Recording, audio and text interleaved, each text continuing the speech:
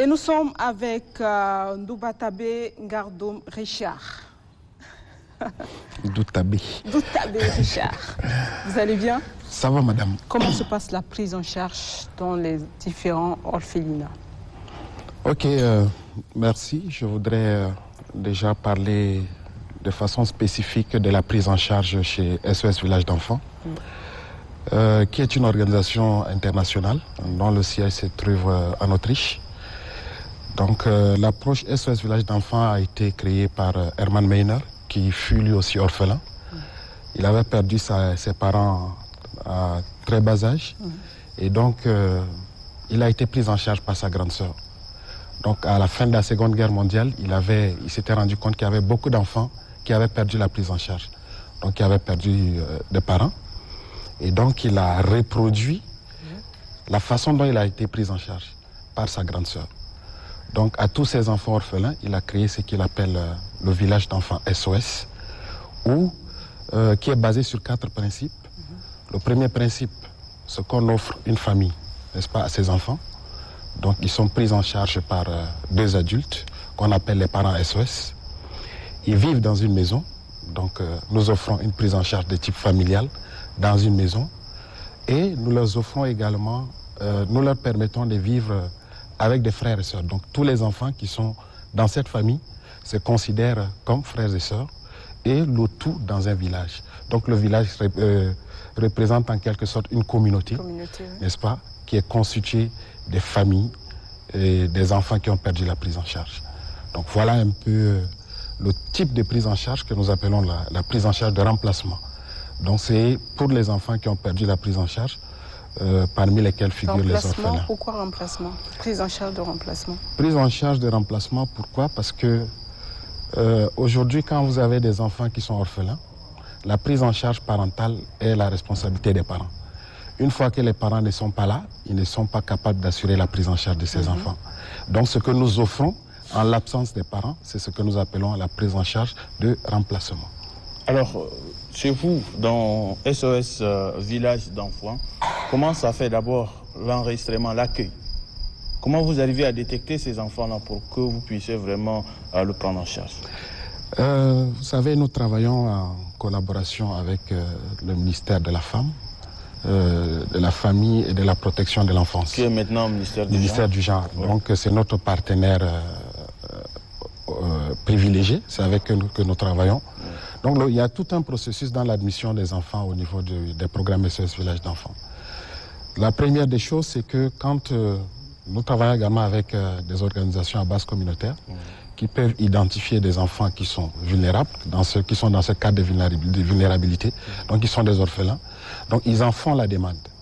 Donc, une fois qu'ils en font la demande, nous mettons en place une équipe qui fait une analyse, une enquête sur la situation de l'enfant. Donc cette enquête, nous le partageons avec la direction de la protection de l'enfance et nous mettons en place une commission d'admission qui est constituée du personnel de SOS Village d'Enfants, du personnel du ministère du Genre actuel, du ministère de la Justice et des partenaires et des organisations nationales.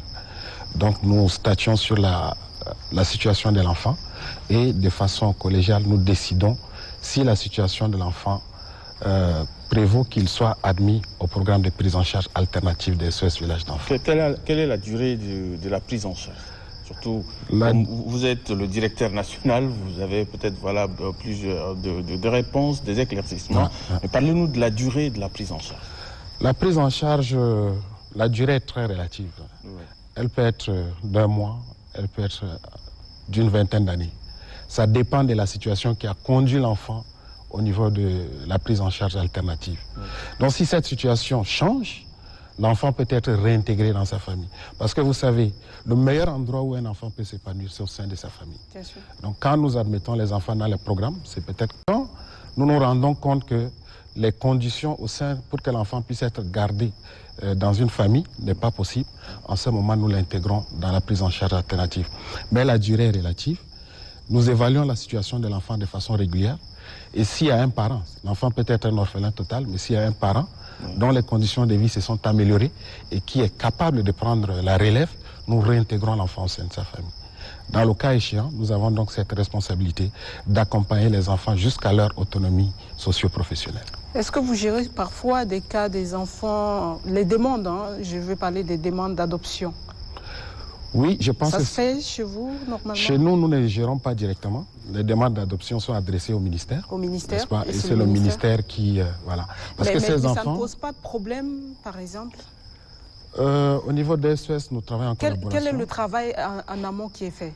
Oui, est-ce que vous essayez de connaître aussi les parents adoptifs? Parfois, est-ce que de voir si ce sont des gens de bonne moralité? Est-ce que c'est assez approfondi, je veux savoir?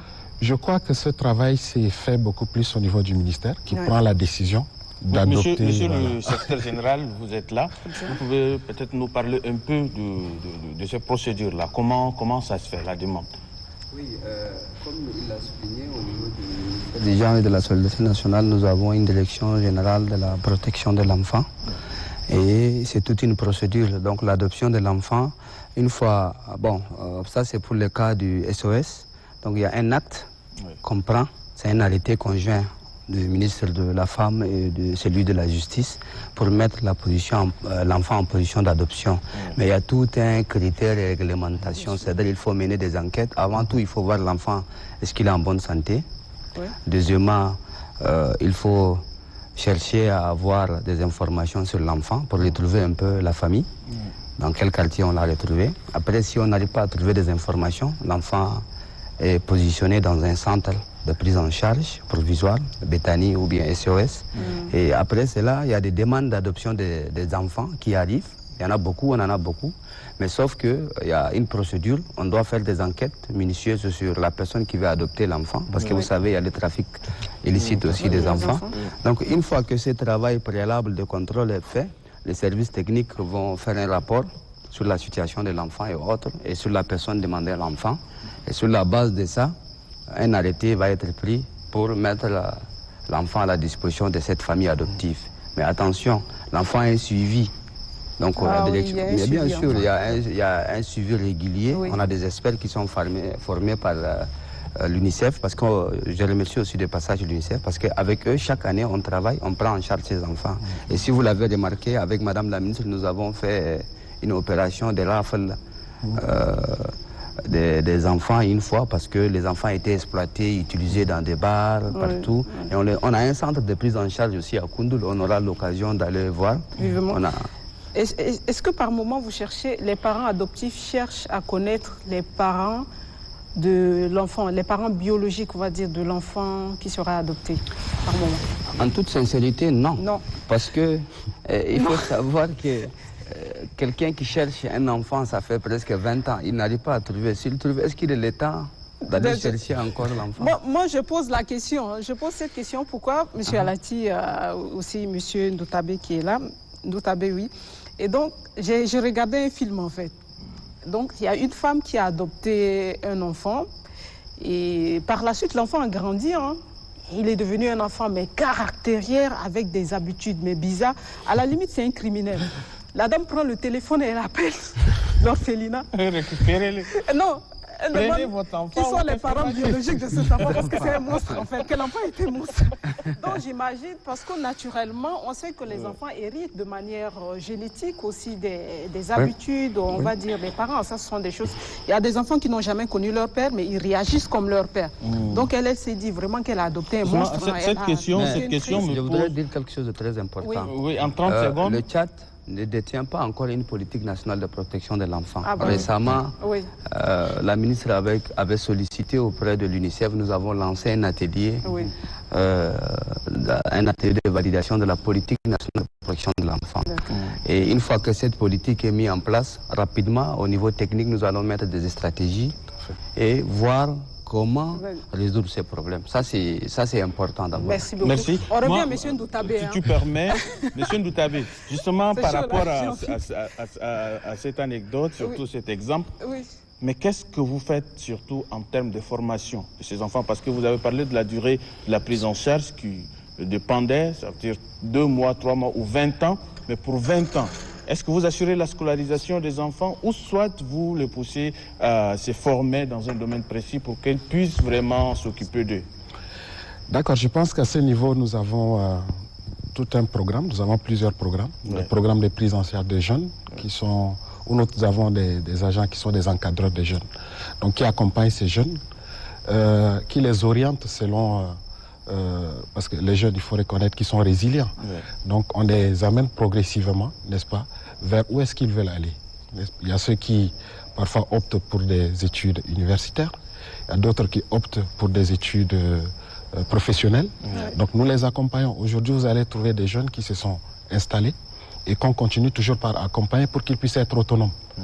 Et dernièrement, je rentre d'un atelier à Dakar où nous avons mis un accent sur l'employabilité de nos jeunes. Aujourd'hui, la question du chômage était devenue un problème global et SOS ne veut pas être du reste parce que réussir notre travail, c'est arriver vraiment à autonomiser ces jeunes avec le temps. Donc une fois que nous les avons autonomisés, nous pourrons dire que nous avons atteint nos objectifs. Donc nous sommes en train de développer tout un programme sur l'employabilité pour faciliter l'insertion socio-professionnelle de ces jeunes. Merci, Voilà. merci monsieur le directeur Ndoutabé Richard. Merci également au secrétaire général adjoint du ministère du Genre, monsieur Chérif Alaki.